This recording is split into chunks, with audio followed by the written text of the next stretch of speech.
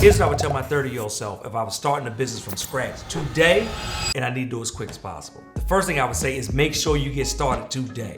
Too many times I was younger, I had all this mindset crap about I needed more experience, I needed more relationships, I needed more money, all these things that I needed that were really just excuses and reasons for me to procrastinate and not move closer to the goal. So first thing I would say is get started today.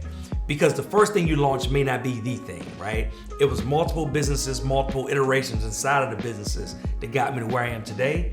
So if I could have been more successful, that success would have came by moving faster, moving quicker, and then moving earlier. The second thing I would say is, Lamar, get outside and build relationships. Now, it was easy for me. I'm a tech dude. It was easy for me to be on a computer, to be on social media, and you think you're meeting people, you think you're building relationships, and sometimes you are, but what I found is that the best and the quickest way to cement relationships is to actually get outside, is to meet people, is to see them face to face. And when I started to get outside, whether it was direct one-on-one relationships, whether it was B2B corporate relationships, I started to see the business advance further and faster. So I would say definitely you want to get outside. The third thing I would tell my 30-year-old self is to make money fast. And when I say this, one of my favorite quotes is money loves speed. So what I would tell myself is, Lamar, like, you gotta make money fast. That fast money is gonna help with your cash flow. Fast money is gonna help you reinvest it into the actual business. Fast money is gonna help you bring on team faster.